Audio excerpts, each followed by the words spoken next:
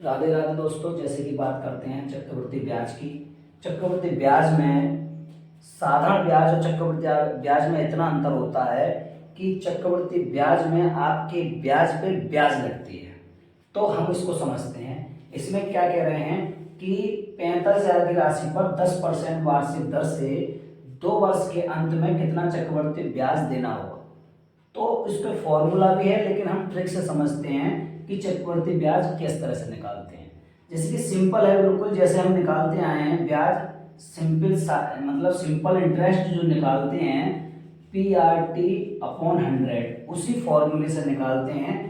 पहले साल का और दूसरी साल का 2 वर्ष का पूछा, तो पहले साल का अगर हम देखें PRT से तो हमारा हो जाता है कि 45,000 इंटू 10 और 1 वर्ष का निकालना है 100।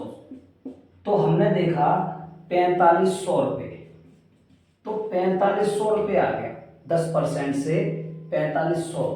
अब हमने देखा जब अगली बार होगा तो अगली साल भी 4500 आएगा, लेकिन जो जी हमारा ब्याज है उस पर भी दोस्तों क्या लग जाएगा, उस पे भी ब्याज लग जाएगा। तो 4500 का भी 10% निकालेंगे तो कितना आ जाएगा, 450। और टोटल हम जब देखेंगे तो 2 वर्ष में हमारा ब्याज ही ब्याज हो जाएगा। 4500 हो गए आपके 9,000 रुपये, और 9,000 प्लस 450 टोटल हो गया आपका 9,450। तो इस तरह से हम बिल्कुल सिंपल तरीके से सिंपल इंटरेस्ट की तरह भी चक्रवृद्धि ब्याज को निकाल सकते हैं। अगर हमारा सवाल आ जाए कि 9,000 का 10% वार्षिक दर से 2 वर्ष 4 माह का पूछने लगे, तब कंडीशन क्या करेंगे।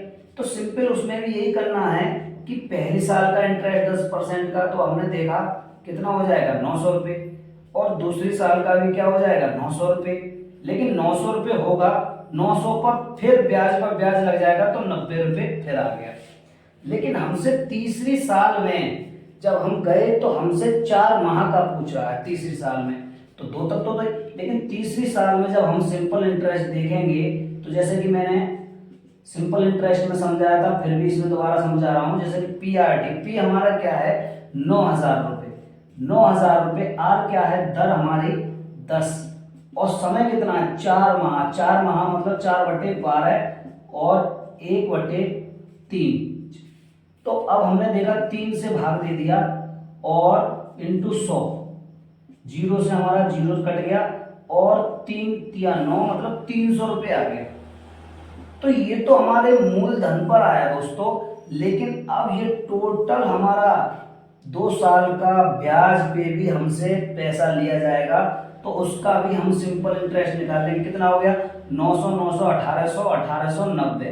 तो 1890 पर भी हमें देना पड़ेगा किसका, 4 माह का, मतलब 1/3, और कितना 10% की ब्याज से बटे 100।